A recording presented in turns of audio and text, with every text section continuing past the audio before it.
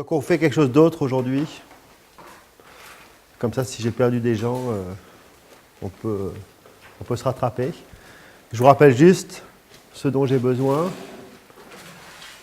Je ne vais pas tout rappeler évidemment que c'est qu'un semi-groupe.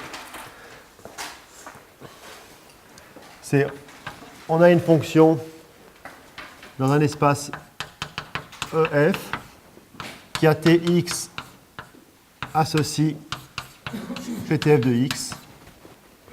Et ça, c'est solution de DTU LU UT0 0x f de x. D'accord?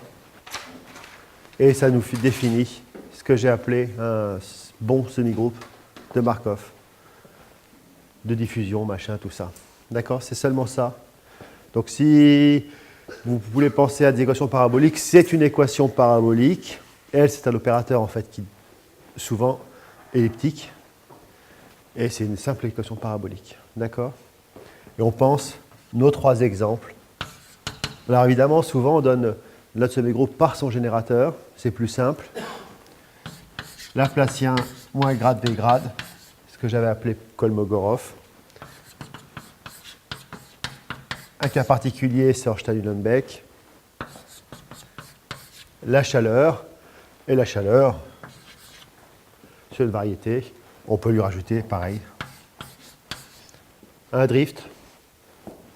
Je préfère rajouter le gradient ici pour ne pas oublier que ce n'est pas une équation de Schrödinger, c'est une équation parabolique. Et là-dessus, on a aussi notre mesure mu, qui est la mesure réversible, pas forcément de probabilité. D'accord? Hier, qu'est-ce qu'on a fait? Eh bien, j'ai traité log Sobolev, point carré. Donc, dans ce cas-là, je supposais que mu était une probabilité, pas pour mon gros théorème, mais pour les applications. Quand je montrais une unité de point carré au log Sobolev pour la mesure mu, il fallait que mu soit une probabilité, et c'était la convergence à l'équilibre. Donc hier, même si j'ai un petit peu fait de dimension, c'était vraiment CD rho à l'infini. J'ai envie de dire, c'est ce qu'il y a de plus facile. C'est pas inintéressant, mais c'est ce qu'il y a de plus direct. C'est ce qu'a présenté Luca hier. Eh ben, il a présenté que du CD rho à l'infini parce que rajouter la dimension, c'est vraiment difficile. Donc maintenant, je vais essayer de rajouter la dimension. La dimension, c'est lui. Ah ben, il n'y est plus. Déjà, lui, c'est intéressant. Laplacien. Lui, on sait, ça vérifie CD 0n. Qu'est-ce qu'on peut dire sur le Laplacien? Sur la chaleur, c'est quand même assez stupide. Donc, je ne sais pas ce que j'aurai le temps de faire. J'ai proposé deux parties. On va commencer par la première. La première, c'est Carl, Gustav, Axel von Harnack. Donc, c'est un mathématicien allemand du 19e.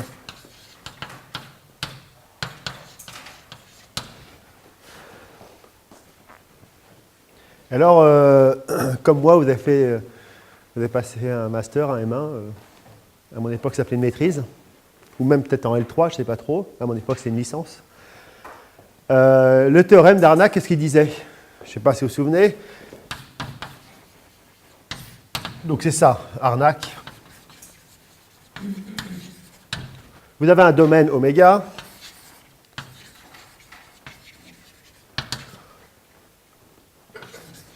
De Rn. Donc, c'est un ensemble ouvert. Et puis, vous vous donnez un sous-ensemble borné, soit A, ouvert, connexe, tel que A s'inclut dans A bar, évidemment, mais s'inclut dans oméga. Donc, l'adhérence de A est inclue dans oméga. Il existe alors une constante C qui dépend évidemment de votre domaine A, telle que, quel que soit f harmonique, ça veut dire Laplacien f égale 0, eh bien, on peut peut l'écrire comme ça. 1 sur C f de y, c'est inférieur à f de x, inférieur à c f de y, quel que soit x, y, évidemment, dans A. Donc voilà ce que c'est que l'inégalité de Harnack. Et voilà pourquoi ça a gardé son nom. Donc on arrive à contrôler f en tout point par ce f de y. Enfin, soit c'est écrit avec l'inf qu'on compare avec le sup, mais enfin ça peut s'écrire comme ça. Positif peut-être, f aussi quand même. Avec une constante qui ne dépend que de notre espace. Et c'est vrai pour toute fonction f harmonique. D'accord? Vous avez déjà vu ça, j'imagine? Moi, ça remonte à très longtemps. Ça, c'est Harnack. D'où vient le nom d'Harnack? C'est vraiment lui. Alors, pour comment ça marche? Eh bien, c'est très simple. Hein. Toute fonction harmonique, elle est définie comme une intégrale sur le bord. Je ne sais pas si vous vous souvenez, la fonction homomorphe, c'est plus trop la mode. Et vu que c'est donné par intégrale sur le bord, ben, on arrive en fait à contrôler f de x par ce qui se passe à côté. Et donc on arrive à avoir contrôlé f avec les autres. Avec f de x est contrôlable avec f de y. Parce qu'on a une représentation intégrale d'une toute fonction harmonique positive. OK? Alors évidemment, ça c'est extraordinaire parce qu'on peut contrôler le sup par l'inf ou l'inf par le sup. Bon, l'inf par le sup c'est facile, mais le sup par l'inf, et ça c'est quelque chose d'extrêmement fort et puissant. Alors évidemment, c'est très sympathique Harnack, et on veut savoir qu'est-ce qui se passe pour ces équations-là. Alors pourquoi c'est tentant? Parce que nous on sait que PTF de x s'écrit comme f de y, PTx de y. Donc on a une représentation intégrale aussi de f. Alors ce n'est pas seulement sur le bord d'une boule, ça prend tout l'espace, mais on a quand même une représentation intégrale. Donc si on arrive à contrôler ce noyau, si on arrive à contrôler petit pt de x dy par pt petit x' dy, bingo, on aurait une égalité de Harnack. Harnack, c'est fondamental, hein, ça vous dit vraiment que f ne peut pas faire n'importe quoi en fonction de son voisin. D'accord? Alors oui, il y a un théorème de Harnack. Alors j'ai absolument rien contre ce livre, hein, mais par exemple, dans le célèbre livre qui est extrêmement bien, d'Evans, n'importe qui fait des EDP a ouvert le bouquin d'Evans, Pélise. Qu'est-ce qu'il dit? Oui, il y a une égalité de Harnack. Alors c'est la même chose. Oméga, domaine de Rn, A ouvert connexe, A inclus dans A bar, inclus dans oméga, bon, c'est toujours la même chose. Il existe, alors, là maintenant il y a le temps qui intervient. C'est une unité de Harnack parabolique. Alors, il faut fixer le temps. Alors, on ne va pas pouvoir tout faire. Une équation parabolique n'est pas une équation elliptique. Donc, on ne peut pas tout faire. Mais on peut, en fonction de deux temps différents, quel que soit T1, alors inférieur à T2, évidemment positif, il existe une constante. Cette fois-ci, elle dépend de trois paramètres, votre espace, votre ensemble A, de T1 et T2, tel que P T1 de x de f, alors quel que soit f positive, T1 de x inférieur à C, P T2 f de y, quel que soit x, y appartenant à A. Voilà comme c'est écrit dans le bouquin d'Evans. Pardon? Ah, borné, oui. Merci. Oui, là aussi, il est borné. Hein.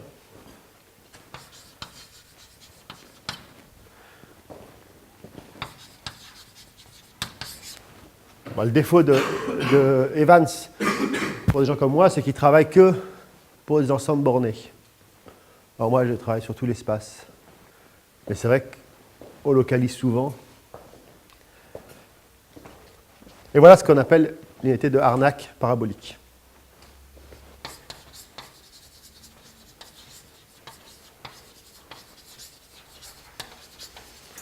Alors pourquoi c'est intéressant? Évidemment, PTF, c'est l'équation de la chaleur, hein, dans mon esprit, sur un espace bizarre, sur un autre espace, etc. Mais c'est l'équation de la chaleur, rien de plus. Alors l'équation de la chaleur, qu'est-ce qu'elle veut vous dire? Eh bien, autant la chaleur au point X, au point T1, peut être contrôlée, on attend un tout petit peu, au point T2, et un peu plus loin. Donc là, c'est la chaleur sur la table ici. Je peux la contrôler, si j'attends un tout petit peu, par la chaleur ici. D'accord? Bon. Non. F solution. Non, non. F est quelconque. Donc c'est PTF, c'est la solution de l'équation parabolique. Donc c'est vraiment la chaleur. Alors F est positive. Bah, tant mieux, de toute façon, il y a un zéro absolu dans la chaleur, donc on peut supposer que F est positive. Quitte à tout remonter au-dessus de zéro. Si on parle de la chaleur. D'accord? Ça, c'est évidemment fondamental pour la régularité des équations paraboliques. Hein. Donc voilà ce que je veux démontrer. Alors je vais essayer de faire une preuve.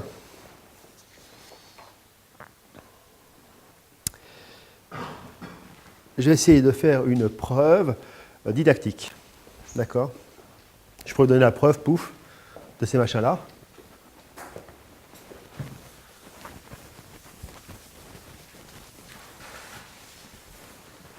Alors je change un tout petit peu le cadre. Je peux le faire sur un espace polonais. En fait, non. Je ne peux pas le faire sur un espace polonais. Pourquoi je ne peux pas le faire sur un espace polonais? Parce que l'existence même de x, c'est un peu flou, c'est plutôt des fonctions mesurables, c'est un peu vraiment merdique. Donc là, le cadre, je suis obligé de me restreindre à une variété riemannienne. Donc, aujourd'hui,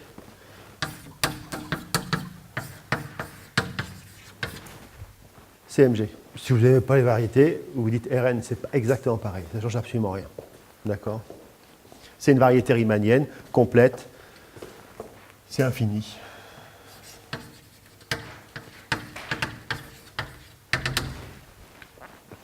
D'accord? Voilà. Alors,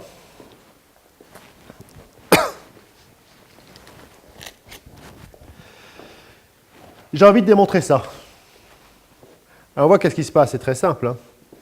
C'est exactement la même chose que précédemment. Je vais de T1 à T2 et de X à Y. D'accord? Donc, la fonction que je veux poser, c'est posons grand lambda de S, c'est quoi? Bah, PS, S, cette fois-ci, alors, de T1 à T2. Je n'ai pas pris ces notations-là, donc ouais, je vais prendre ça. Je vais garder les mêmes notations que mon papier, sinon je vais perdre. Je vais appeler ça PU et U. Donc on a S plus petit que T. Je remplace T1 par T1, T2 par S et T. Et je prends U qui va dans S et T. Donc je vais passer de S à T, donc ça fait PUF. Et je dois passer de X à Y. Ben, je n'ai pas le choix de prendre XU. Et qu'est-ce que c'est que XU?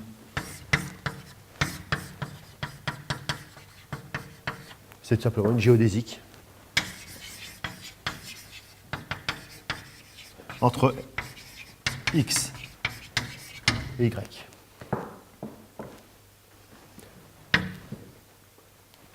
Une géodésique à la vitesse constante.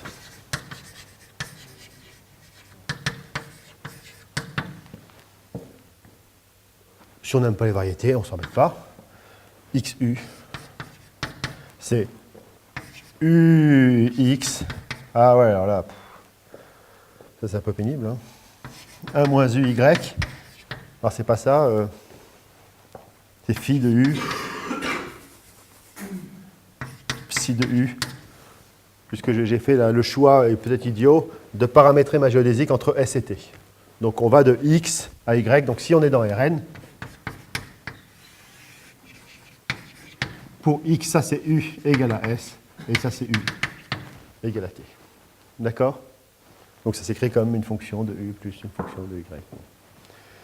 D'accord? Vous m'arrêtez encore. Hein, donc voilà ce que je veux contrôler. Bon, on a fait déjà 3-4 fois hier. Je dérive. Ah, je vais juste montrer que je veux un contrôle. Donc je dérive. Si je dérive ça, c'est quoi? Maintenant on connaît bien, c'est PU LF au point XU. Et puis je dérive par rapport à XU. C'est le gradient. Ah, ça nous plaît, ça, le gradient.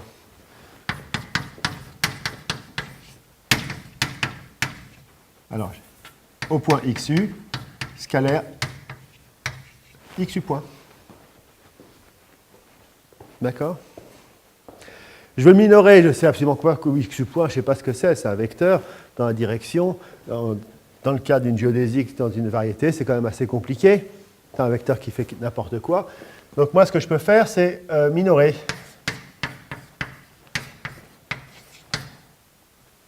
J'oublie la dépendance en XU. Hein, bon.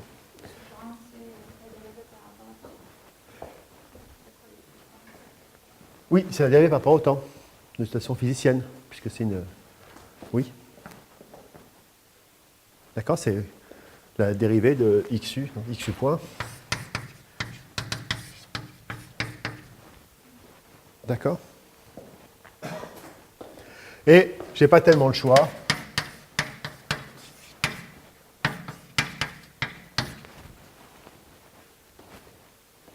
Et puis, je n'ai pas tellement le choix après. J'ai minoré, je pourrais majorer. Mais XU point, au pire, vu que c'est une vitesse, la vitesse, elle est constante. Donc ça. Là, je fais, voilà, gradient PUF. Et au pire, vu que XU point, c'est une géodésique avec vitesse constante, c'est la distance entre X et Y. Je n'ai pas pris un pas de temps égal à 1, donc c'était moins S.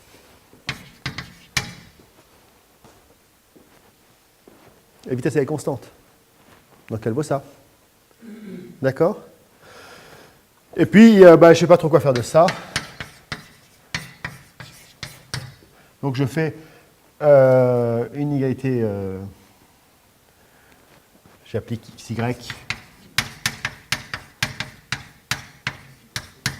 Je vais mettre un lambda quand même. Hop. J'applique cette inégalité-là, ici. Donc ça nous fait gradient PUF carré sur 2, avec je vais mettre un lambda ici, moins D2 de XY sur T moins S au carré fois lambda. Et un 2 et un lambda ici. Bon, ça, c'est pas très joli puisque c'est pas homogène en F. Alors, je vais diviser par PUF ici et je multiplie par PUF ici. D'accord? Bon, ça, c'est une constante, hein, ça ne fait pas grand-chose. Pourquoi ça ne fait pas grand-chose? Parce que là, je vais retrouver ici lambda de U. Et donc, si je veux espérer obtenir une équation d'Arnac, une inégalité d'Arnac, il faut contrôler ce terme-là, qui est absolument incompréhensible, hein, honnêtement. PU de LF moins gradient PUF carré. Là, je ne sais pas quoi faire de ça.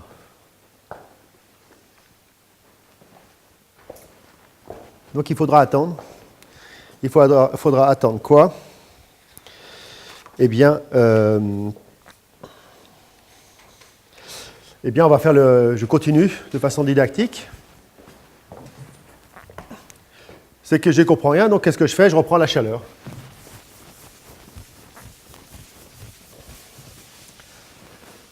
Donc, on essaie sur un exemple.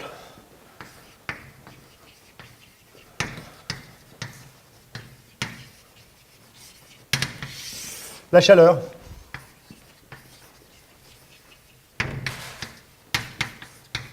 Comme on a fait le premier jour sur Archenlenbeck, maintenant je sais la chaleur. La chaleur, dTU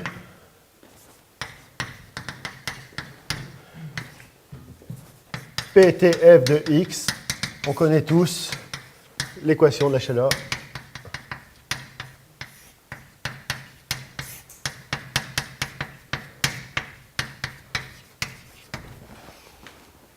Et j'essaye de voir pour ce semi-groupe de la chaleur si je peux contrôler cet horrible terme. D'accord? Donc, ce machin-là, c'est qu'il y a un noyau.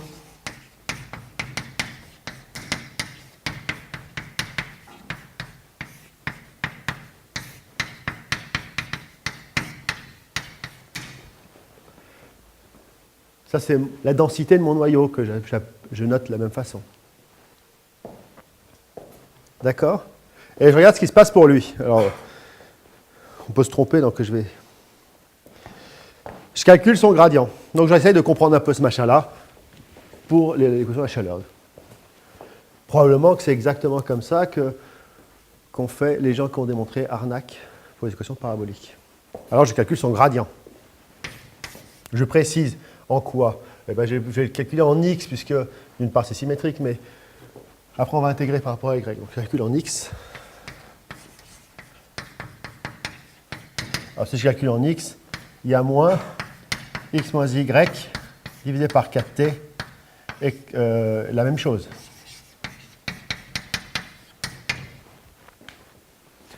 Je peux calculer son Laplacien. Son Laplacien en x. Ben, de pt de xy, c'est la divergence du gradient. Alors si je calcule la divergence de ce machin, c'est une fonction, c'est un produit, donc d'abord je calcule la divergence de ce machin-là en x. Bon, y c'est une constante, tout ça. Donc il n'y a que x, mais x, la divergence c'est n. Donc ça fait moins n sur 4t pt de xy. Et puis je prends, celui-là je ne touche plus, moins x moins y sur 4t. Pardon? Parce que c'est 2 là, c'est un 2 là. Hop. Merci.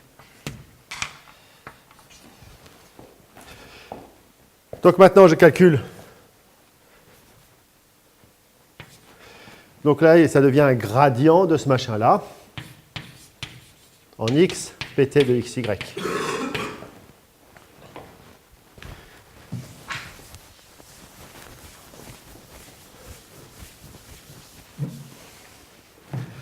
Et donc c'est égal à quoi? Là, Laplacien pt de xy, c'est moins n sur 4t, pt de xy, et puis le gradient, j'ai déjà calculé. Ça devient plus, et ça fait... Non, je ne vais pas faire comme ça. Je vais remplacer x moins y par sa valeur.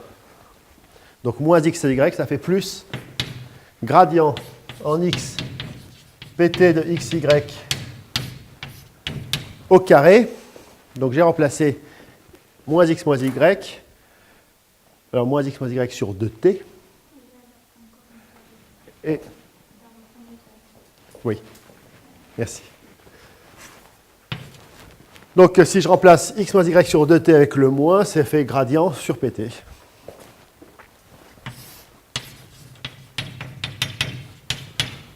Voilà ce que j'obtiens si je l'applique au noyau. Donc maintenant, je peux faire un calcul similaire qui est ici.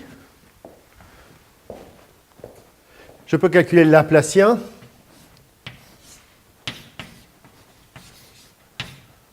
De PTF, du grand PTF. Donc c'est Laplacien de ça. Mais alors si je prends Laplacien en x, hein, je n'ai pas le choix, c'est en x. Vu que f ne dépend pas de x, et puis f, elle est comme vous voulez, je peux le rentrer à l'intérieur de là-dedans. Donc ça c'est l'intégrale de, alors c'est au point x, f de y, Laplacien en x de pt de x, y de y. D'accord? Tout peut rentrer. D'accord? Mais moi, j'ai déjà calculé, lui, c'est moins n sur 2t plus le machin là, que je remplace. Donc, il y a le premier terme, moins n sur 2t, intégrale ben, ça retrouve exactement PTF de x. Et il me reste un terme qui est intégrale de f de y, gradient en x de pt de xy au carré sur pt.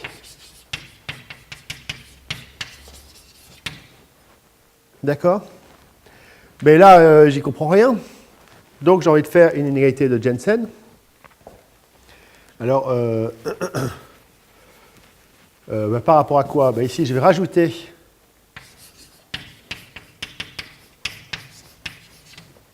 pt de xy et ici, je le mets au carré. Et je suppose en fait que intégrale de f pt ça vaut 1, donc je divise par pt f de x et je multiplie à l'extérieur par ptf de x. Alors, on a un peu perdu, hein, mais bon. Ça et ça, maintenant, ça fait bien une mesure à x fixé de probabilité. Donc, c'est une mesure de probabilité. Je peux appliquer Jensen pour ce carré. Donc, ce machin-là est plus grand que moins n sur 2t, ptf de x, plus, il y a toujours lui qui est là. Je vais écrire en dessous parce que sinon c'est trop petit. L'intégrale de gradient en x, je vais écrire ailleurs.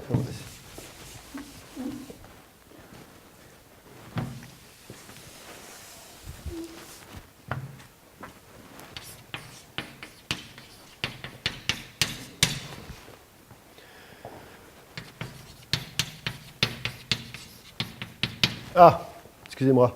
Là, je suis obligé de supposer que f est positive. Sinon, je ne peux pas appliquer Jensen, ce n'est pas une mesure de positive. Donc f positive.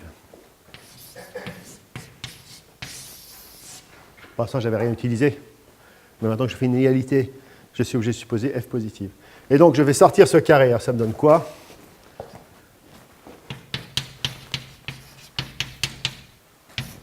Intégrale gradient x de pt de xy divisé par pt de xy f de y pt de xy dy divisé par ptf de x, on y arrive, au carré. D'accord, c'est juste Jensen. Ça simplifie ici. Et donc ça me donne quoi?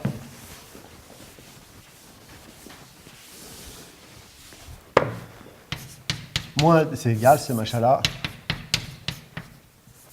N sur 2t. Et qu'est-ce que je reconnais ici? Évidemment, le gradient de PTF.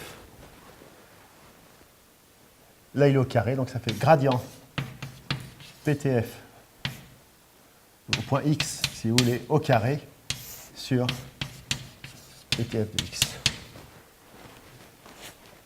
Ouf, je ne me suis pas trompé.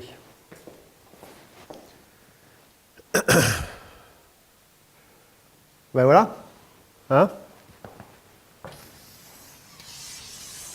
C'est lui?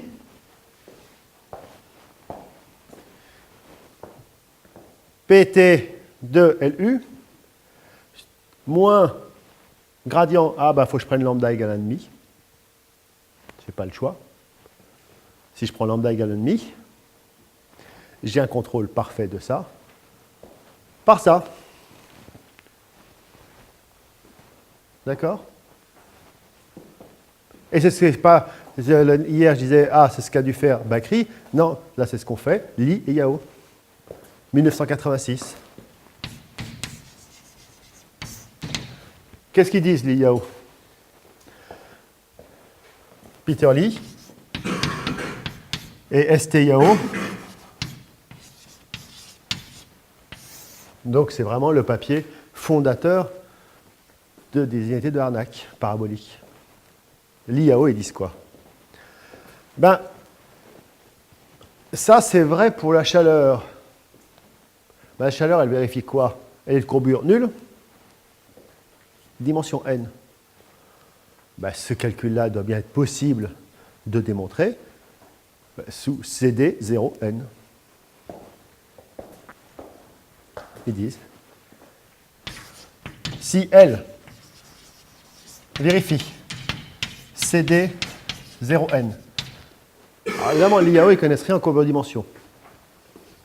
Critère de courbure de dimension, ils ne savent pas ce que c'est. De toute façon, je crois qu'ils se détestent. L'IAO et Bakri, je crois que ça ne marche pas très bien. Donc, ils ne connaissent pas. De toute façon, ce n'était pas la même communauté. Mais eux, qu'est-ce qu'ils font? Ils prennent une variété riemannienne aux courbures positives. Ce qui est pareil. Alors, si elle vérifie si D0n, alors, quel que soit f positive, PT de LF moins gradient PTF au carré sur PTF, c'est supérieur à moins n sur 2t.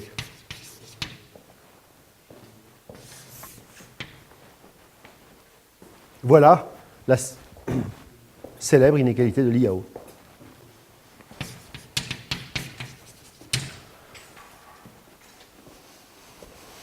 Alors, que je ne me trompe pas quand même sur l'IAO.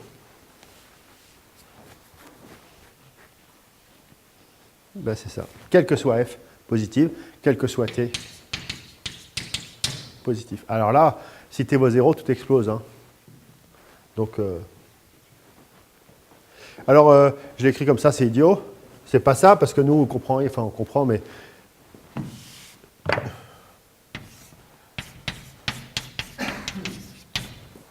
C'est gamma.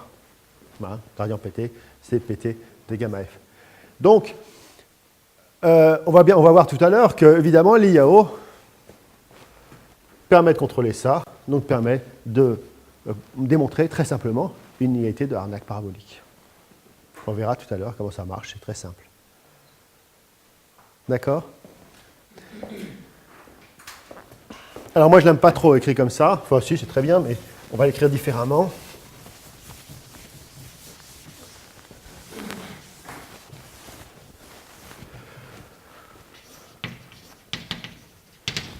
Alors, comment je l'écris? 1 moins 2t sur NPTF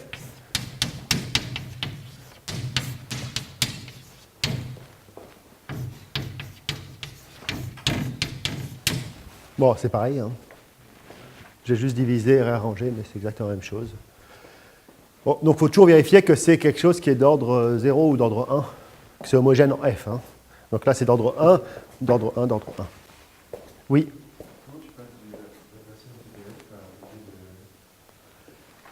Ah ben c'est pareil, ça commute toujours. Tu te rappelles, c'est ce que j'ai donné ici. Dans le rappel, c'est évidemment PT de LF, c'est L PTF. L commute toujours avec PT. C'est ça ta question? Ah, L, c'est le Laplacien ici. Parce que là, j'ai fait la chaleur. Donc, dans le cadre général, quand je l'écris avec mes conditions à la Bakri-Imri, c'est ça. D'accord. Donc, ça, c'est l'IAO 86. Alors, comment ils font, l'IAO?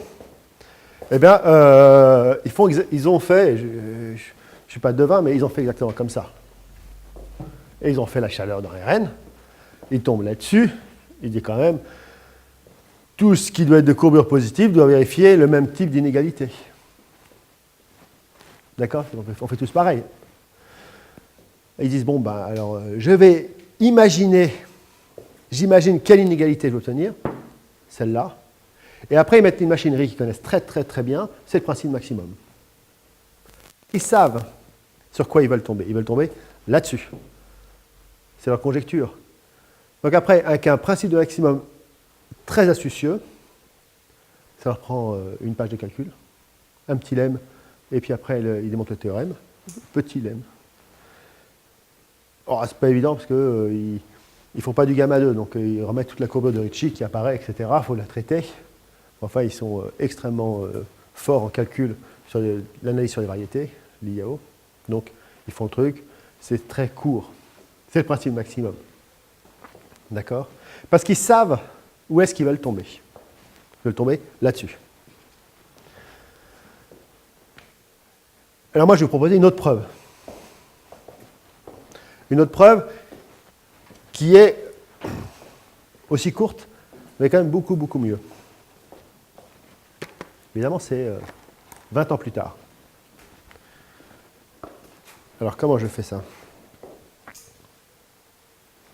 La preuve, c'est la suivante. À l'origine, c'est une preuve là, dans un papier de Bakri Ledoux de 2006. Ils corrigeaient un petit peu la preuve, parce qu'elle n'est pas très, très bien écrite dans leur papier, mais c'est vraiment leur papier. Ce qu'ils ont imaginé, c'est que l'entropie fournit, hier elle a fourni la convergence à l'équilibre, mais l'entropie c'est un outil extraordinaire pour toucher la régularité. On va toucher la régularité. Ce que j'ai fait, je n'ai pas trop parlé, mais c'est ce que j'ai quand même démontré ici dans le gros théorème que j'ai énoncé hier. Et comment l'entropie trouve la régularité? J'en sais rien. Par magie peut-être, mais en tout cas c'est grâce à ça qu'on arrive à comprendre. Alors comment ça marche? C'est exactement le même calcul que j'ai fait hier. Je pose lambda de S. PS de PT-SF log.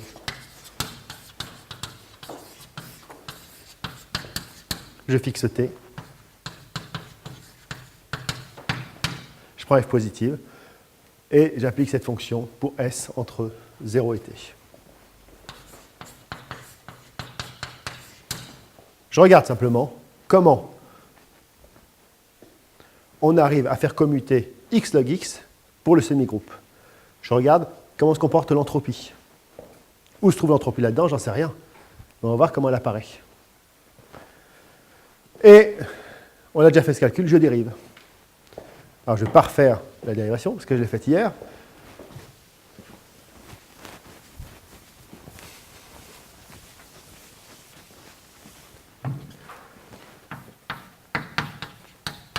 On avait démontré que si on dérivait une première fois, c'était le principe de De Bruyn qui dit que ça vaut PS G gamma de log G. G, c'est PT moins SF. Et puis on dérive une seconde fois, et c'était là que je vantais énormément les mérites de cette dérivée seconde. Cette fois-ci, je n'oublie pas le 2. Et là, le miracle, il est là. C'est 2 fois PS de G gamma 2 log G. Je ne sais rien sur gamma 2. Bon, c'est un opérateur. Je sais simplement qu'il est majoré par 1 sur n LF carré. C'est tout ce que je sais. F est positif, donc G est positif, donc je peux majorer ça sans problème par 2 fois sur n.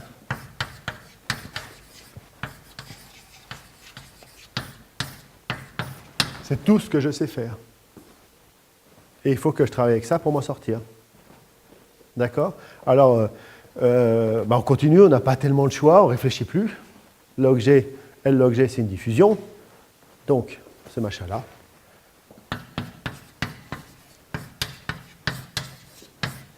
L, 1 sur G, LG, moins 1 sur G2, gamma de G, carré.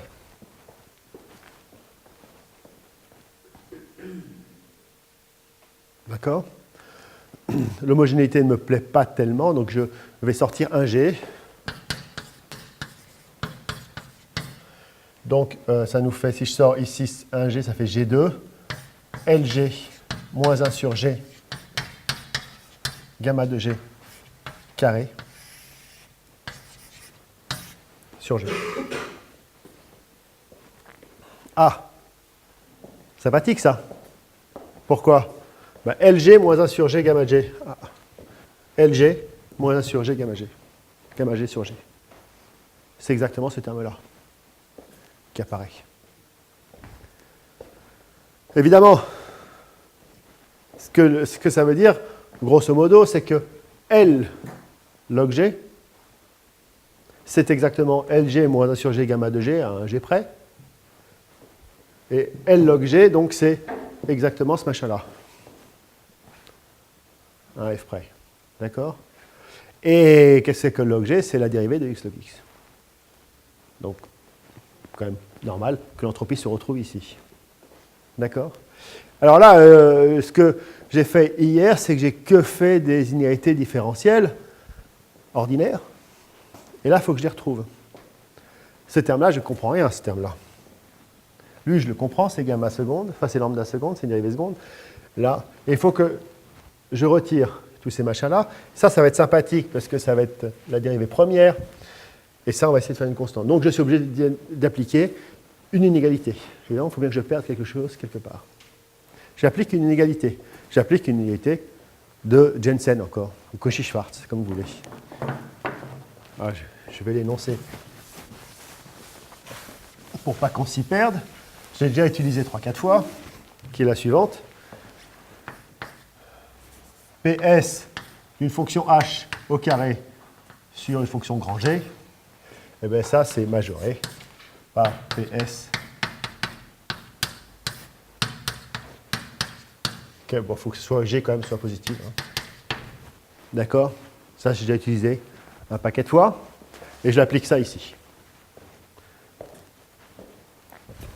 Le miracle va avoir lieu. Lambda seconde de S est inférieur à 2 sur N. PS de Lg moins 1 PS de gamma de G, G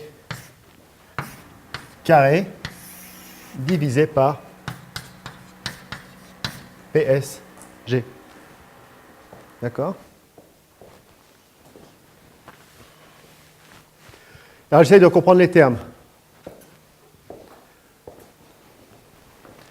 PS de Lg. Alors, c'est quoi PS de Lg?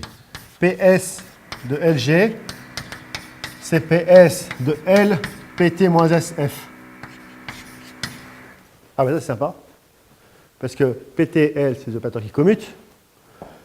PT, c'est un semi-groupe. Donc, ça fait disparaître le S. Et je fais disparaître, c'est une constante. C'est PT de LF. Ah, j'aurais pas dû effacer l'IAO, mais bon. C'est PT de LF, ou LPTF, comme vous voulez. C'est une constante qui ne dépend pas de S. Ça dépend de X, bien sûr, mais c'est une constante. Lui,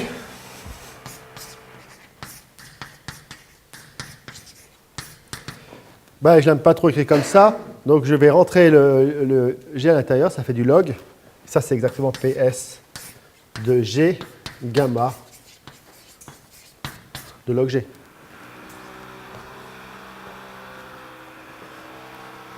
D'accord? Parce que si j'utilise la diffusion, ça va faire sortir 2G, G au carré, qui va simplifier, ça donne ça. Ah, mais ça, c'est exactement lambda prime.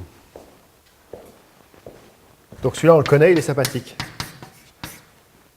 Et puis le dernier, c'est PSG. Ben, PSG, c'est facile.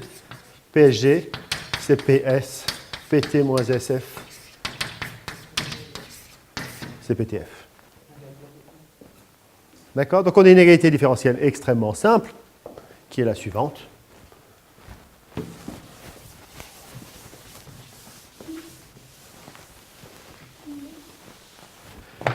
Lambda seconde supérieur à 2 sur NPTF. Et au numérateur, j'ai LPT de LF moins lambda prime de S.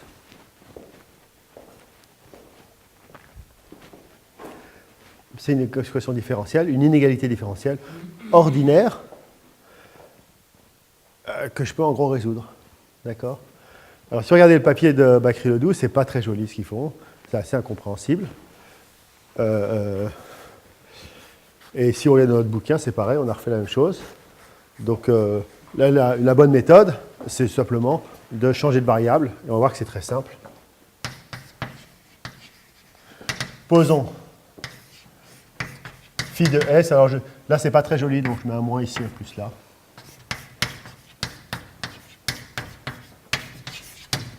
Lambda de S moins S LPTF. Et alors que l'équation différentielle s'écrit simplement phi seconde de S supérieur à 2 sur N phi prime de S. Et ça, c'est intéressant. Et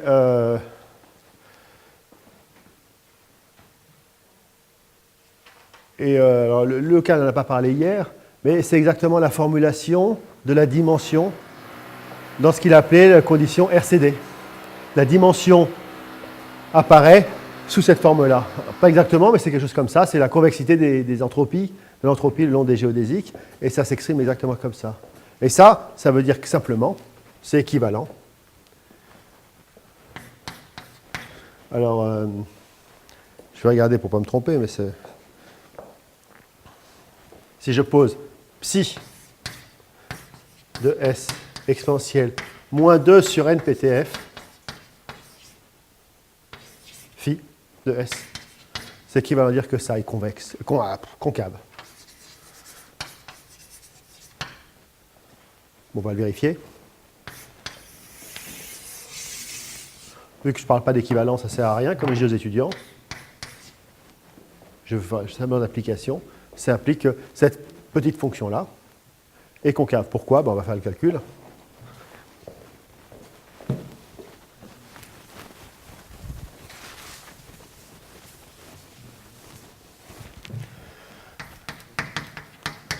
Ça fait 2 sur NPTF phi prime fois psi, et si je dérive psi seconde, ça fait, je mets ça 2 sur NPTF en facteur, moins phi seconde plus 2 sur NPTF phi prime carré fois psi, et ce machin-là est bien négatif. D'accord? J'ai une fonction convexe. Bon, moi, je ne sais rien faire sur les fonctions convexes, à part... Hop là, elle n'est pas convexe, elle est concave. À part faire une égalité de convexité. Alors, je ne veux pas me tromper dans laquelle prendre. C'est au point 0. Donc là, on a 0, on a t. Et l'inégalité de convexité nous dit simplement que la dérivée en 0 est supérieure à psi de t moins psi de 0 sur t. D'accord? Tout ce que je peux tirer à la convexité, c'est ça. Je ne connais rien sur psi, à part qu'elle est concave. D'accord? Alors, qu'est-ce que c'est que ce psi prime de 0? Moins 2 sur NPTF phi prime. Phi prime, je vais laisser phi prime. Non, phi prime, ça vaut quoi? Elle est où, phi prime? Elle est là. De 0, c'est-à-dire lambda prime de S, moins L PTF, supérieur ou égal à quoi? Alors le T, je mets ici. Pardon? Bien sûr. Merci. Psi de t, c'est quoi? C'est exponentielle. Ah, j'ai oublié ici.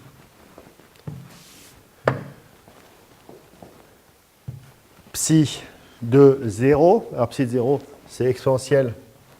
Bon, on n'y voit rien du tout. Je vais écrire ça ici.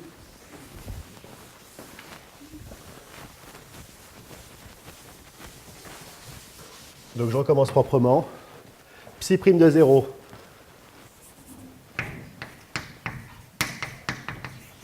moins 2 sur NPTF. Phi prime de 0, c'est lambda prime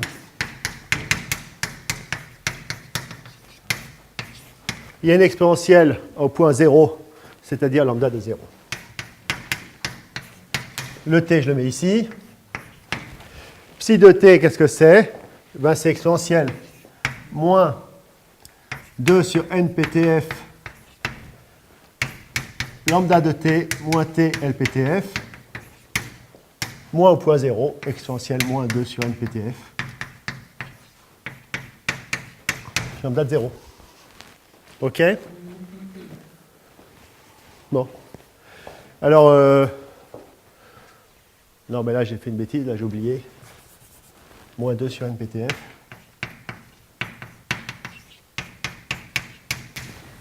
D'accord? Et là. Bon, les exponentielles, je ne vois rien. Je les vire, celle-là et celle-là. Et ça nous fait que exponentielle moins 2 sur NPTF. Alors, lambda de t moins lambda de 0 moins t LPTF. Et ceci est supérieur est inférieur à égal. Donc j'ai pris ce terme-là que j'ai multiplié par l'exponentielle. Et c'est inférieur à quoi?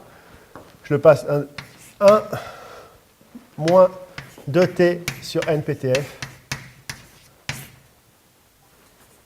Qu'est-ce que c'est que lambda prime de 0? Lambda prime de 0, eh bien, il n'est plus là.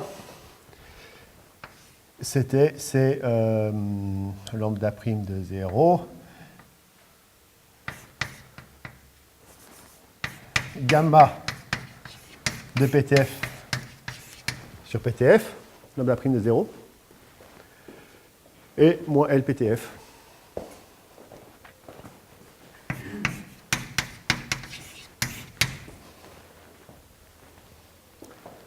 L'exponentielle reste positive. Et j'ai exactement l'inégalité de l'IAO qui est là.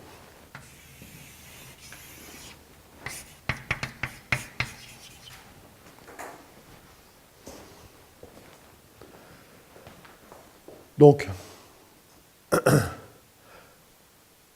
l'entropie nous a fourni, en plus, le déficit en l'IAO, bon, qui est quand même très très difficile à exploiter, mais que ce machin-là est positif. On a la stricte positivité, si vous voulez, de l'IAO, qui est ici. D'accord? De lambda 0, c'est 0? Non, lambda de 0. Le 1, ça devient... Ben, il est là. Ah d'accord. Je l'ai multiplié par l'inverse de ça, Ah d'accord. et je l'ai passé de l'autre côté, qui devient 1. OK? Donc lambda 0, il est là. D'accord?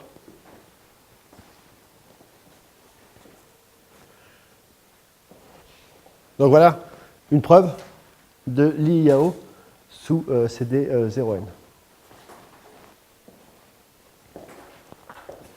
Bon, je ne vous cache pas que c'est quand même assez puissant.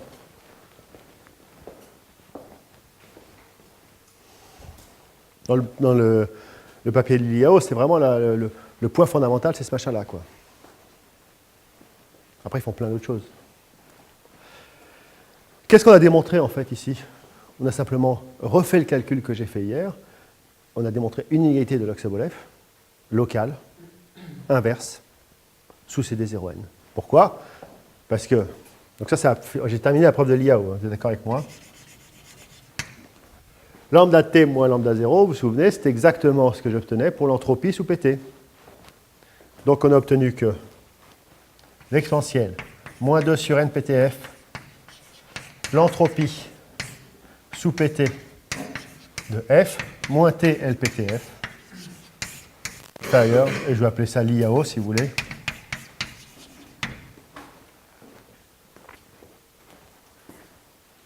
Je passe au log. Je mets un moins.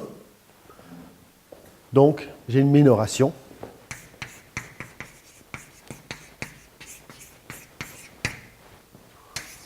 Un gros terme D'accord? C'est exactement ce que j'ai défini comme une inégalité de Lox-Sobolev inverse sous CD 0n. D'accord?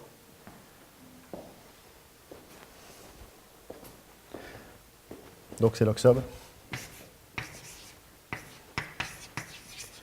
Local. Inverse. Et c'est ce qui me donne la régularité. La régularité est exprimée sous forme de l'IAO.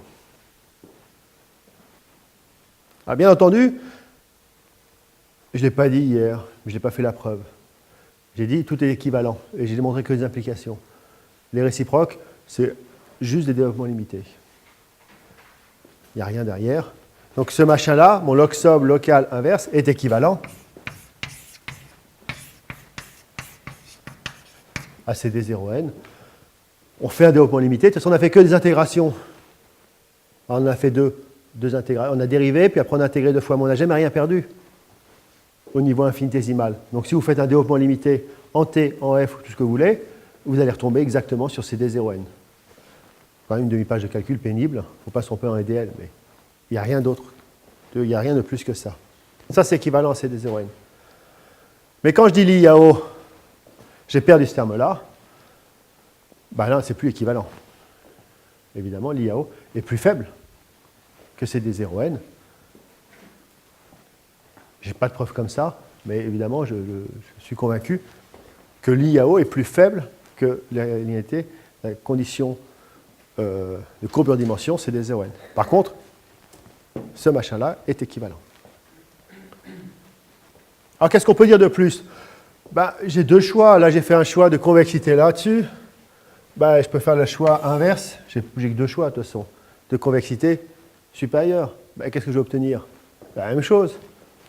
Sauf que, au lieu d'avoir une inégalité inverse, je vais avoir une inégalité Lox-Sobolev locale dans le bon sens.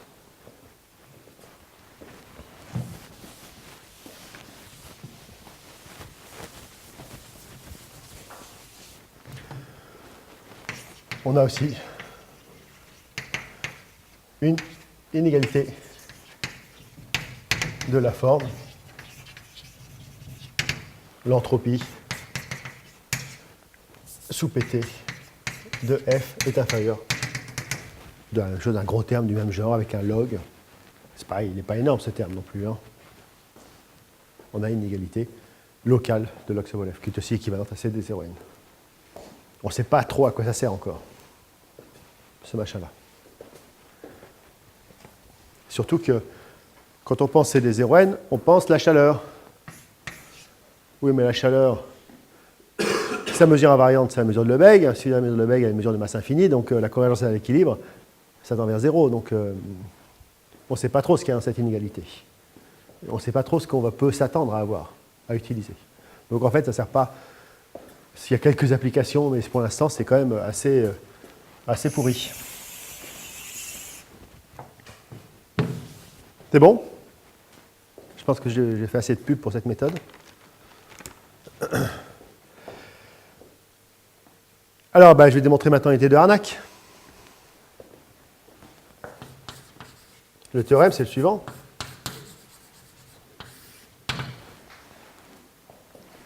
Alors, qu'est-ce qu'il dit, le théorème?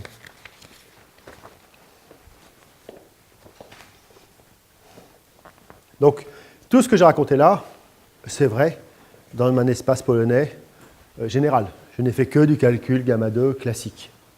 Maintenant, si je veux faire du Harnack, il faut que je me replace sur une variété. Donc, MG, une variété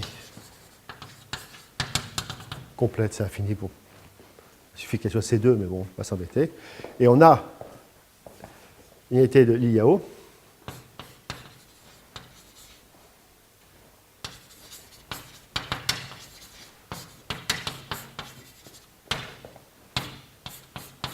Ça implique une unité de Harnack suivante. Quel que soit x, y, appartenant à mon espace, ici c'est la variété. Quel que soit t, s inférieur ou égal à t. Ah, je ne l'ai pas écrit comme ça.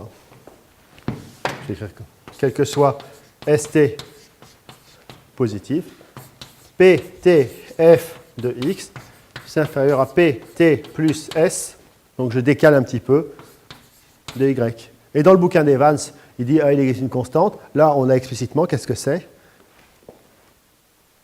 T plus S sur S à la puissance n sur 2, exponentielle, d, alors d de x, y, c'est marrant ce d, je mettrai un carré, moi, c'est un carré, sur 4s.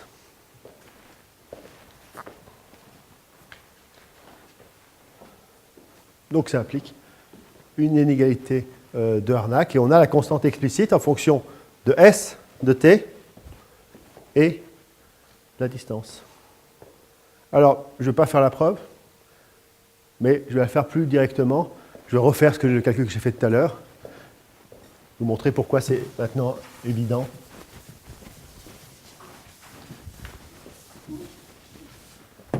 Qu'est-ce que je fais? Vous voulez que je fasse la preuve explicite ou pas? Vous l'en fichez. Oui? Non? Oui? Alors, on peut faire la preuve. En lambda de U, c'est PU, F de XU, XU, une géodésique entre X et Y. Alors, U, eh bien, il va entre T et T plus S.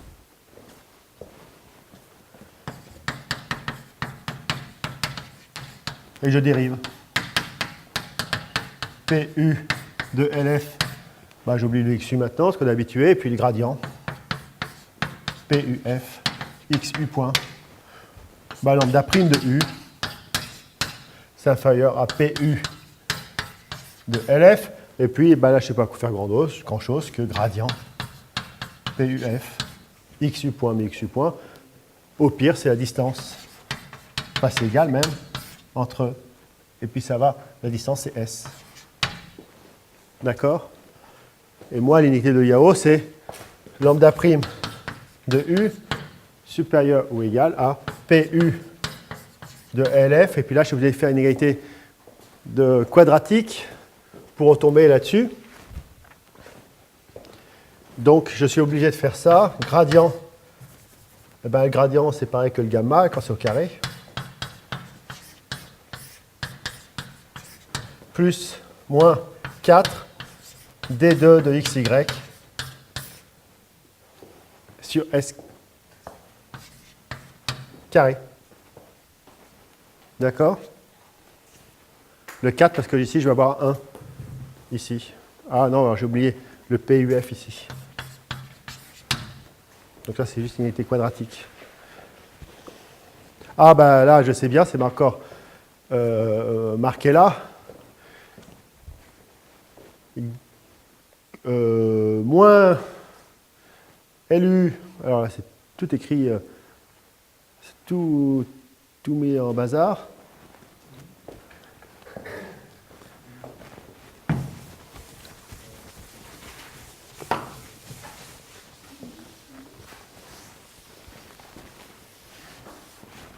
L'IAO nous dit que L,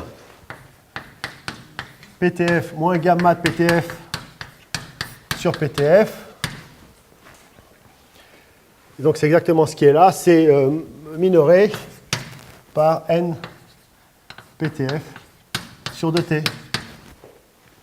Ça c'est l'IAO qui nous dit ça. Donc ça c'est supérieur ou égal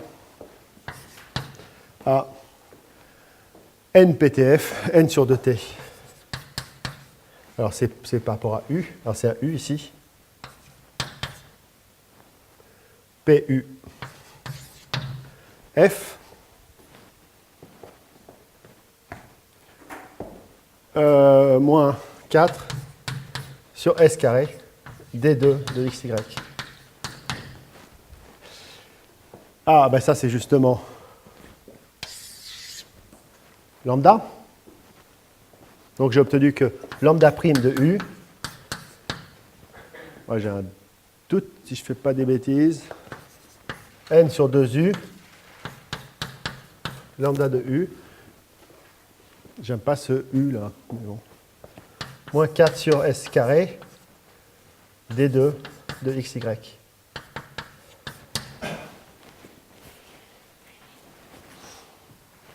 Là, c'est un U ici. Et là, ça, je ne sais pas comment intégrer. Ah oui, merci. Là, je sais intégrer. Donc ça, je divise par lambda de U.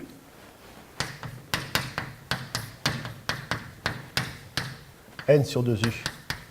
Moins 4.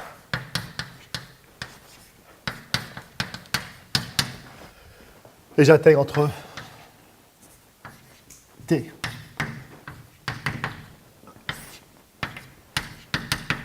et S plus T. Et ça me donne quoi? Log lambda de T plus S sur lambda de T supérieur à N sur 2 log de T plus S sur T moins 4 D2 de XY sur S. Ce qui est exactement, si vous prenez l'exponentielle, et je ne me suis même pas trompé, l'unité de l'IAO. D'accord? Vous prenez l'exponentielle, lambda de T plus S est plus grande que lambda de T, et tout se met dans le bon sens. D'accord? Alors, cette unité, elle est magnifique. Pourquoi? Ben, on voit bien comment ça se passe. Hein. Évidemment, si vous êtes très loin sur la table, le contrôle, il n'est pas bon. Ben, c'est normal et il dépend du carré de la distance entre x et y. Si vous êtes très loin, ça ne marche pas très bien. Évidemment, si vous voulez avoir un temps petit, eh ben, là aussi, ça ne marche pas bien, ça explose. D'accord? Alors que vous avez un jeu subtil entre TS qui se joue. Mais vous avez un contrôle parfait entre PT et PT plus S. D'accord? Alors, on voit bien qu'est-ce qui se passe. Quand j'ai démontré l'unité de Harnack, j'ai fait qu'une brave équation différentielle. J'ai bien fait de la faire la preuve. Ici, je dérive, machin, tout ça. Ben, j'ai quand même pas beaucoup perdu quand je fais Harnack. Ici, j'ai juste appliqué une fois l'IAO et cette unité quadratique. Je n'ai pas perdu grand-chose. Et en fait, l'IAO, c'est équivalent à Harnack. C'est la même chose. Vous n'avez rien perdu. Vous n'avez rien perdu. Pourquoi? Ben, pour faire la réciproque, je ne vais pas le faire parce que c'est un peu pénible, mais c'est 3 lignes aussi. Si x tend vers y, ça explose. Donc on va faire tendre x vers y, un développement limité, s vers 0. Ici, suffisamment vite par 0 pour que bien contrôler ce terme-là. Ici, ça marchera très bien. Et on retourne exactement sur l'IAO. C'est un développement limité. Réciproque. On pose tout simplement y de S. C'était vos x. Alors, je l'écris sous forme dans Rn. S fois un vecteur. Dans quelle direction? W. Alors, si vous préférez, c'est une exponentielle partant de comment on appelle ça? W x s w. Donc c'est dans une géodésique, c'est dans une variété, c'est la géodésique partant de x qui a pour vecteur unitaire w. Le calcul c'est le même dans Rn que c'est une variété. Et vous faites un développement limité. Le développement limité, ça implique l'IAO. Donc l'IAO n'a rien perdu. C'est pareil qu'Harnack. Oui.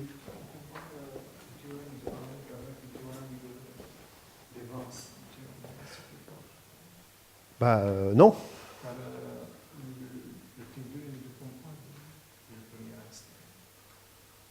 La constante, si. La constante, elle dépend du premier instant. Non, l'étude Ah, bah, si. On avait, dans le cas d'Evans, on avait deux temps, T1, T2, et une constante qui dépend de T1, de T2 et de l'espace. Donc la constante, elle est là, la constante.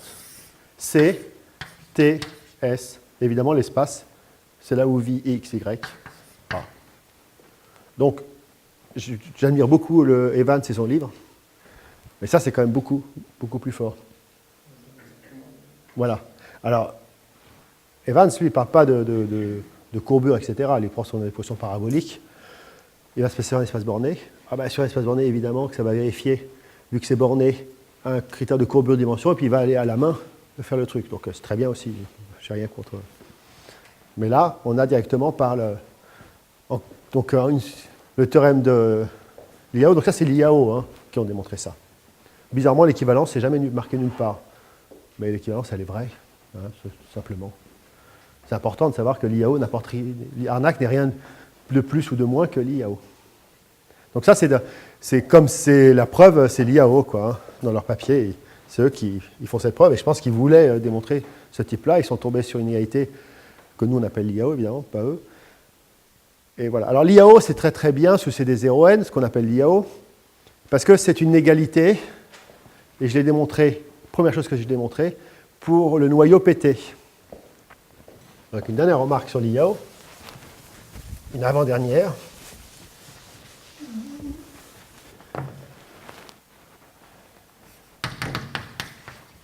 Est une égalité pour la solution fondamentale du semi-groupe de la chaleur dans Rn. C'est ce que j'ai démontré. Le premier truc que j'ai démontré, c'est que, je ne sais plus où elle est, c'est que petit pt de Laplacien moins machin, c'est égal à 2 sur n machin, etc. Il y avait une égalité. C'est quoi la solution fondamentale? C'est si je pars d'une Dirac, alors c'est une condition initiale un peu bizarre, mais enfin on peut très bien, si je pars d'une Dirac, on a égalité. Donc l'IAO est optimale.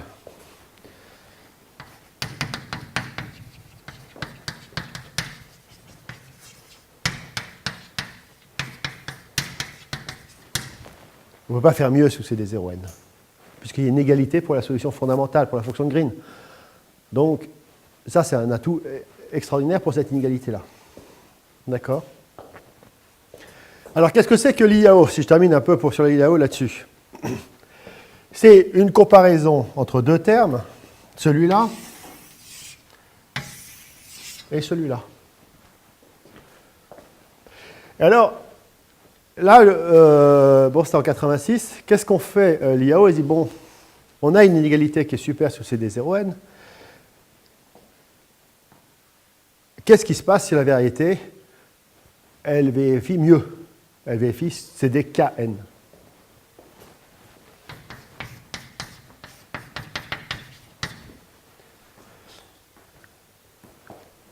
Eh bien, ils se sont dit, bon, ils font des calculs, et là, ils font leur papier qui fait 40 pages. Ils disent, bon, on va minorer ce machin-là, et puis on va retrouver une égalité qui est proche de l'IAO. Alors, tout marche bien, eux, quand ils ont une courbure K, c'est pour ça que j'appelais K. Non, en fait, ils appellent ρ. Et ρ égale moins K. C'est comme ça qu'ils donnent le papier.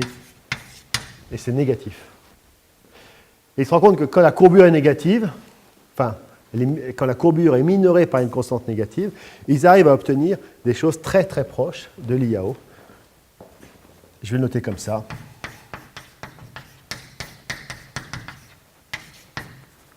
Donc, ils arrivent à minorer, j'écris l'IAO différemment, une fonction phi de LPTF. Et une fonction phi qui va dépendre de la courbure K, qui dépend aussi du temps. Très simple leur fonction. Ils essayent de reproduire ce qui se produit en courbure nulle. Mais le défaut de ce qu'ils font, c'est qu'ils ont un a priori. Pour la chaleur, ça marche génial, c'est ce qu'il y a de mieux, c'est magnifique.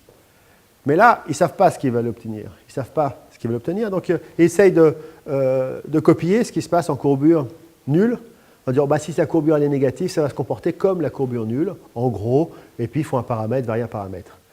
Et là, il y a eu des dizaines de papiers qui essayent d'améliorer leur fonction phi kt. On essaie.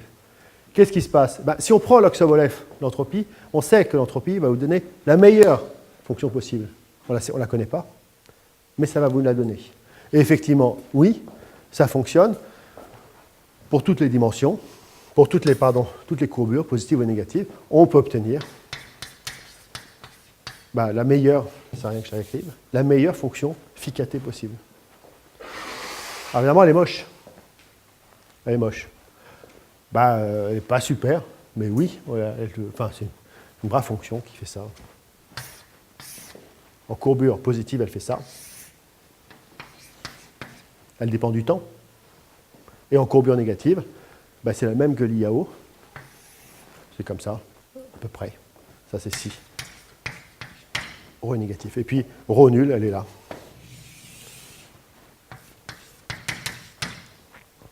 Donc, en courbure négative, l'espace hyperbolique, etc., se comporte comme la courbure nulle. Ce qui est un peu étrange, mais c'est le cas. Comme Rn. À la louche, hein. C'est pas... Dès qu'on passe en courbure positive, qu'est-ce qui se passe? Un théorème de géométrie qui dit, en courbure positive, la variété est forcément compacte. En courbure strictement positive. La variété est compacte. Si la variété est compacte, on change complètement de régime par rapport à la chaleur, et on a quelque chose qui va vraiment avoir de la coercivité de ce type-là. Je n'écris pas la formule phi, si vous voulez les intéresser, je pourrais vous la donner, mais c'est assez moche. D'accord? Donc c'est l'entropie qui va nous donner cette meilleure fonction phi. Donc ça c'est l'arnaque. C'est pas de l'arnaque, c'est l'unité de Harnack. Ce qu'on peut appeler, ce qui s'appelle l'arnaque parabolique. Alors c'est bien, c'est très bien, mais il manque quelque chose, c'est que ça c'est vraiment la chaleur, ou alors si on utilise ce machin-là, c'est la courbure, on peut mais c'est vraiment pas très joli, assez compliqué. Mais ça c'est sous CD, c'est la chaleur. Et ça ne nous plaît pas forcément, puisque j'ai fait hier tout un speech sur la courbure sous CD rho à l'infini, et on a envie de savoir qu'est-ce qui se passe sous CD rho l'infini. Est-ce qu'on ne peut pas faire autre chose sous CD rho l'infini que ce machin-là? Je ne vous parle pas de ce truc-là, quand même assez compliqué, mais là-dessus. Est-ce qu'il n'y a pas moyen de sortir autre chose? La réponse est oui, sinon je ne vous le dirai pas. Et ça, c'est un théorème, très joli théorème, donc de Feng-Yu Wang, de 1996.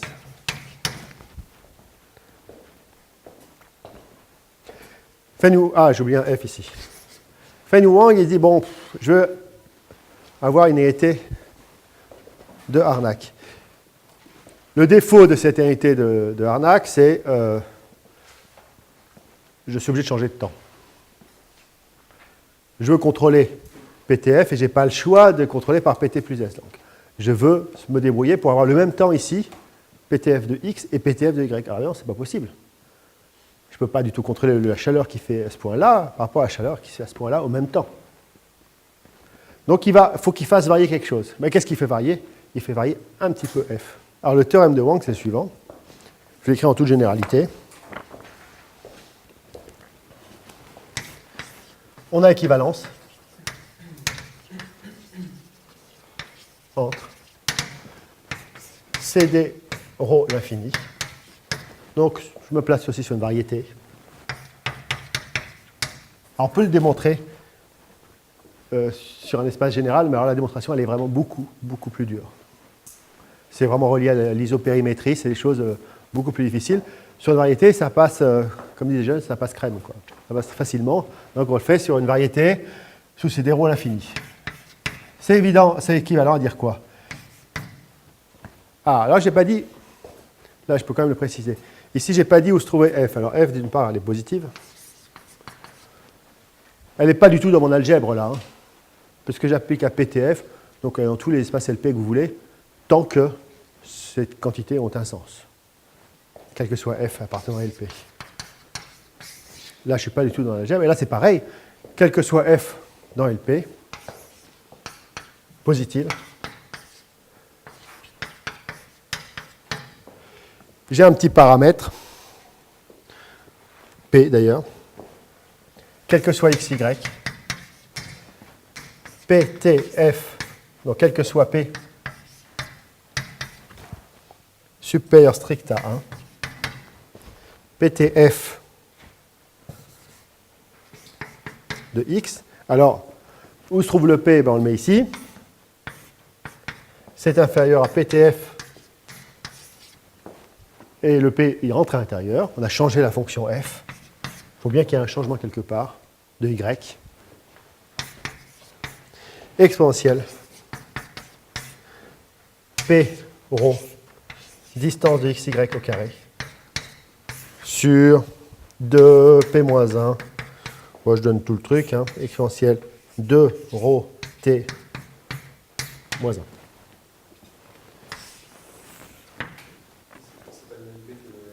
Si. Parce que comme ça, oui, c'est vrai. Non, oui, c'est oui, c'est ça. Comme ça marche bien. Si dans LP, quel que soit P, on a ce contrôle entre PTF à puissance P et PT de F à la puissance P. Ce qui nous donne, on a gagné grâce, il faut bien faire changer quelque chose, donc le gain, il est évidemment dans le temps qui est le même.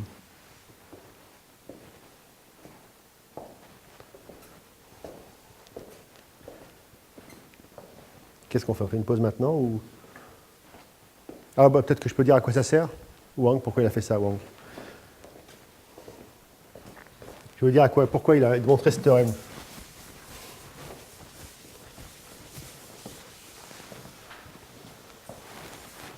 Donc il y a une démonstration là qui est de ce machin-là, dans un cadre général, sans utiliser les géodésiques, les variétés, un papier avec Bakri, moi-même et le Doux qui va paraître en 2015, quelque chose comme ça. Qui va apparaître. On fait les liens avec l'isopérimétrie. Alors qu'est-ce qu'il fait? Pourquoi il a fait ça? Bon, déjà, on s'en fiche de l'équivalence. Hein. Il prend P égale 2, c'est ça qui l'intéresse. Alors ce que je n'ai pas dit, c'est que l'inégalité de Sobolev logarithmique, log Sobolev, vous prenez mu une probabilité. Quand on vérifie l'inégalité de Sobolev logarithmique, ça veut dire qu'on est concentré comme la gaussienne. Donc c'est ça qu'ont utilisé Talagrand énormément, le Doux, pour savoir comment se concentre la masse sur une mesure. Ça veut dire quoi être concentré comme la mesure gaussienne? C'est que quel que soit A inclus dans mon espace E, quel que soit, on va supposer que mu de A est supérieur à 1,5, donc il y a au moins la moitié de la masse. Alors, mu de AR, je préfère l'écrire comme ça, complémentaire. Alors qu'est-ce que c'est que AR? C'est l'ensemble des X appartenant à E, tel que la distance de XA est inférieure à R. Donc vous avez notre ensemble A. Et puis, vous prenez un R voisinage de A. Eh bien, AR complémentaire est tout petit. C'est inférieur. C fois exponentielle moins C fois R au carré. Donc il existe. Il existe, voilà, ici, qui dépendent seulement de la mesure, enfin qui dépendent seulement de la constante de log-Sobolev, pardon, deux constantes, telles que vous prenez n'importe quel ensemble, vous le grossissez un tout petit peu, vous prenez le complémentaire, c'est minuscule, comme la gaussienne, sur votre espace. C'est la concentration gaussienne de toutes les mesures qui vérifient le Sobolev. Ça, c'est évidemment extrêmement fort. Ça permet d'avoir des théorèmes centraux limites. Ça évite, par exemple, les grandes déviations. Les grandes déviations, c'est à l'infini. Et là, c'est plus à l'infini, puisque c'est pour tout... Oui. Non, ce n'est pas le même C, C1, C2, petit c, petit.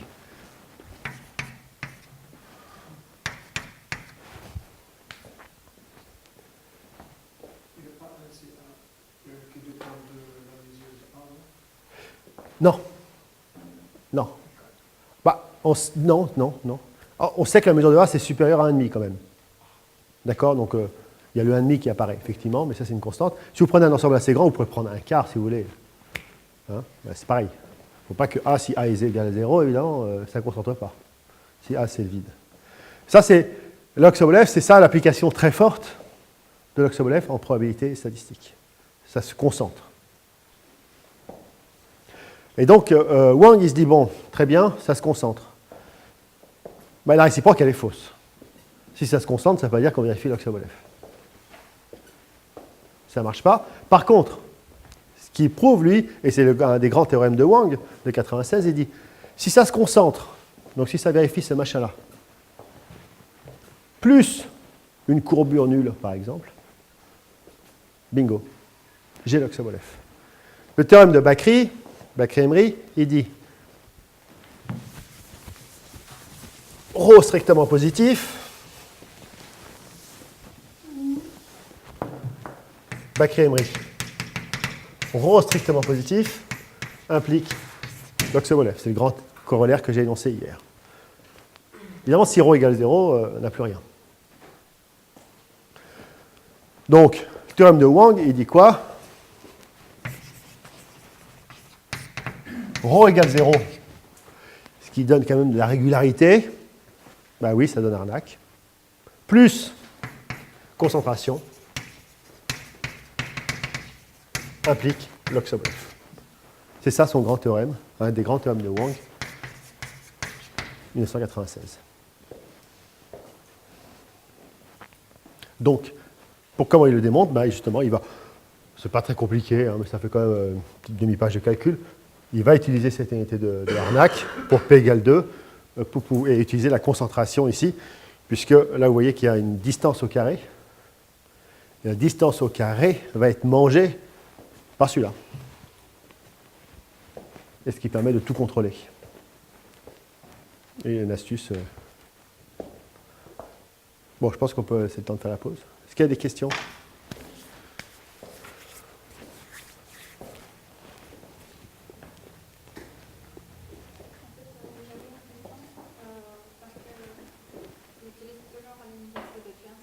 Oui. Alors, Jensen n'est pas équivalent à Cauchy-Schwarz. Jensen, celle que j'utilise tout le temps, c'est que PT phi de f, c'est inférieur à phi de PTF, phi convexe. Ça, c'est Jensen. Après, alors c'est marrant, vous avez dans tous les bouquins de proba que j'ai regardés, tout le monde énonce Jensen comme ça. Tous les bouquins, les grands bouquins de proba, Billingsley, etc. Ou les bouquins d'analyse, mais c'est plus normal. Alors Jensen, en fait, c'est vrai en toutes dimensions, mais c'est jamais énoncé, bizarrement. C'est vrai en toutes dimensions, si phi va de Rn dans R, vous pouvez très bien avoir une unité de Jensen, qui est la suivante.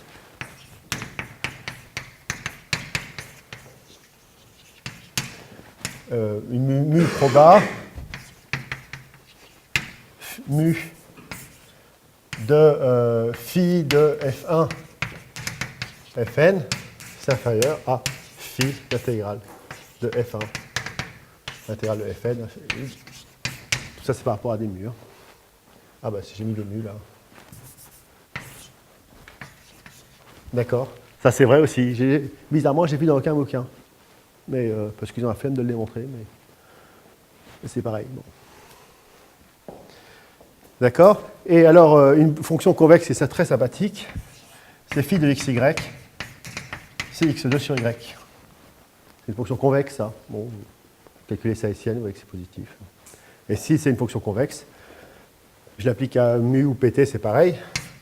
Pt de f carré, il faut que y soit positif. Donc,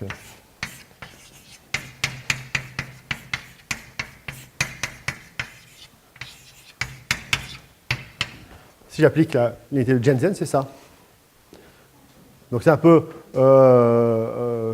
ronflant de dire que c'est Jensen, puisque c'est seulement Cauchy-Schwarz, en fait, celle-là. Ça, c'est seulement, c'est rien de plus que Cauchy-Schwarz, comme j'avais fait la première fois.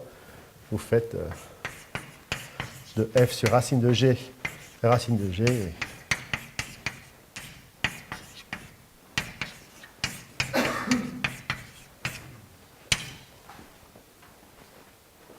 De rien d'autre que Cauchy-Schwarz. D'accord. Mais bon, ça peut se généraliser. Des petits P ici, etc.